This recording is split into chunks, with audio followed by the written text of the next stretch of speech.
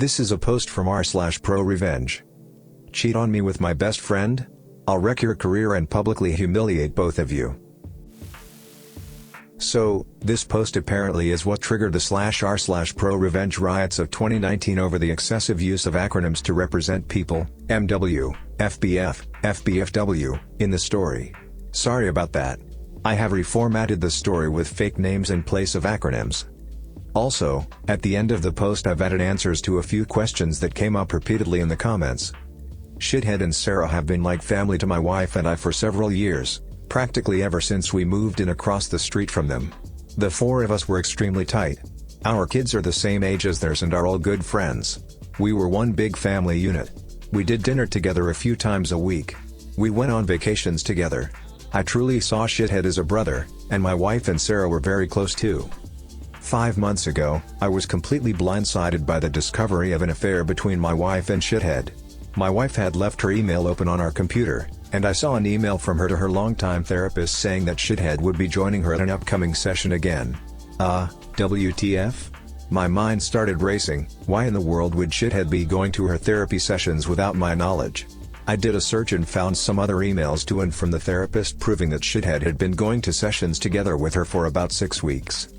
I checked our mobile phone account and discovered that, since late summer, they had been exchanging hundreds of texts every day, peaking at nearly 500 per day by the holidays. Speaking of the holidays, my wife and I hosted both of our families, parents, siblings, etc., for both Thanksgiving and Christmas dinner, and Shithead and Sarah joined us either for dinner or after dinner on both holidays. Text records showed that the entire time that they were at our house celebrating with our families, my wife and Shithead were texting each other across the room. They were doing that pretty much every time the four of us hung out, for months. And, you know, all day every day just in general. But what bothers me the most is that they were doing it with Sarah and I right there. I confronted my wife with the evidence and she admitted that yes, she and Shithead had fallen in love. It just happened. I don't know how. But I love him and I just don't feel anything for you anymore, I'm sorry. They had gone on a school district trip together, something had happened in her hotel room, and things had moved quickly from there. She explained, as I lay face down on the couch, unable to look at her, that they had already made plans to move out and divorce me and Sarah, and while they didn't plan to move in together immediately because of the kids, they'd probably do so eventually. The meetings with the therapist were supposedly mostly for the purpose of finding a way to break this to me and Sarah as gently as possible, because they were so very concerned for our well-being. Sarah and I are fairly certain that they weren't planning on telling us about the affair at all, and were simply going to discover their feelings for one another several months down the line, after they'd come up with some other reason to divorce the two of us. My wife moved out 2 months ago. I was, and still am, utterly destroyed. I cry every day. I cried writing the first few paragraphs of this story just now.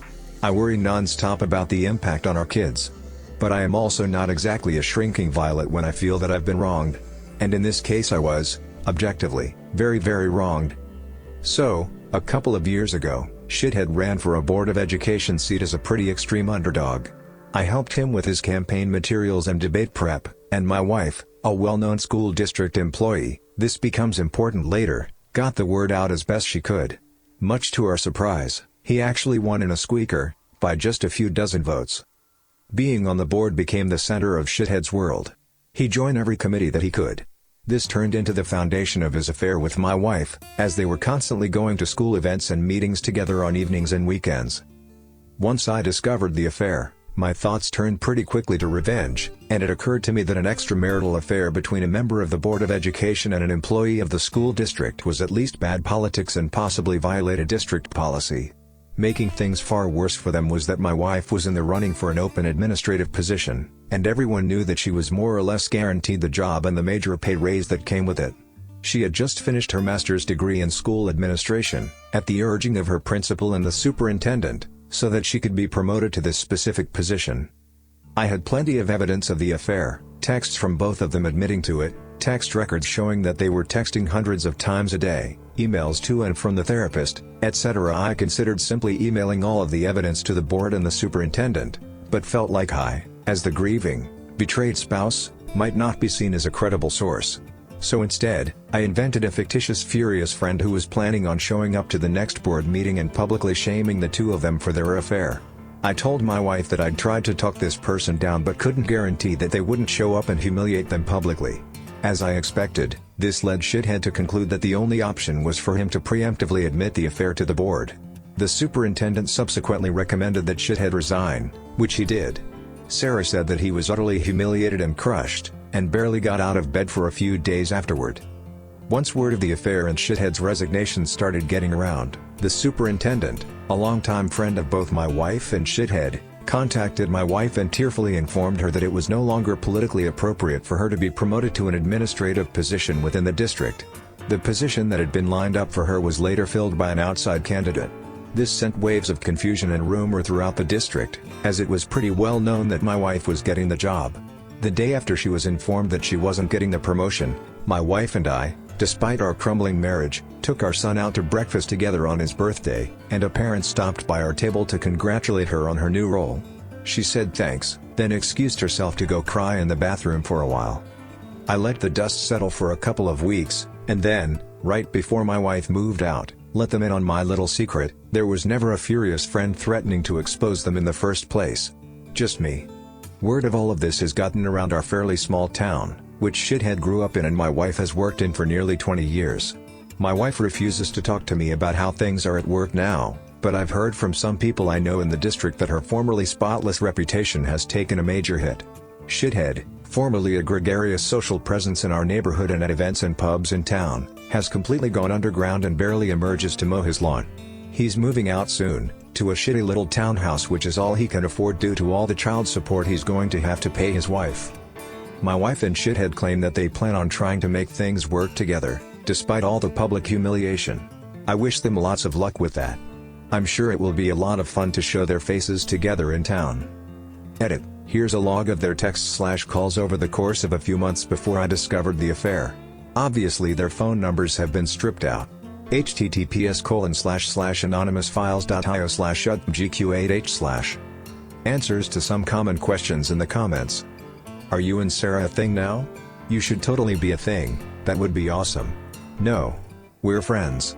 We've been incredibly important to each other since this all started and have certainly gotten a lot closer, but not in the way everyone's thinking. This would all be so much harder to deal with if I didn't have her to lean on, and she says she feels the same way about me. We're going through basically the exact same situation with the same players, after all. Shithead hasn't moved out yet. Once he does, we plan to go back to getting the kids together more often like they used to. It'll never be the same, of course. She already does come over with the kids from time to time, but it's just tough with shithead's constant presence across the street. Didn't your revenge hurt both sets of kids? Not really. Shithead has a day job. The Board of Education was his hobby and his passion, but this didn't affect his income at all. And my wife has been assured that if she wants to pursue an administrative position with another district, she'll have glowing letters of recommendation from her superintendent and principal. It'll mean giving up a lot of work relationships in the process, but given the hit her reputation has taken, I'm guessing she makes the jump sooner rather than later. In the meantime, not moving to an administrative job means that she still has summers off with the kids. Why do you call her your wife instead of your former wife? We're working out way through divorce mediation, but it isn't final yet. Will be soon. Getting them to press a self-destruct button, outstanding move.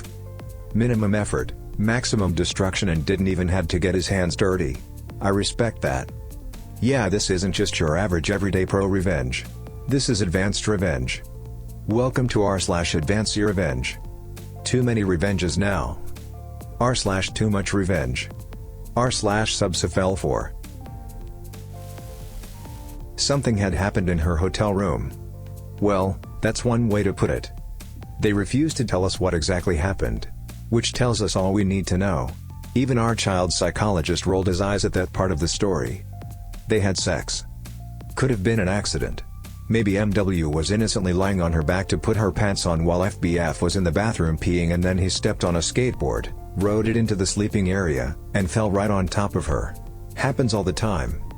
This one time I slipped on a toy car at the top of the stairs, rode it all the way down to the bottom while my clothes got snagged on the railing, ripping them off, and then accidentally plunged penis first into the maid who was cleaning a picture frame by the door.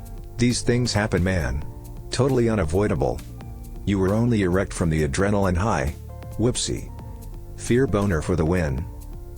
Thanks for watching everyone. Don't forget to like and subscribe. This is Experimental Journeys.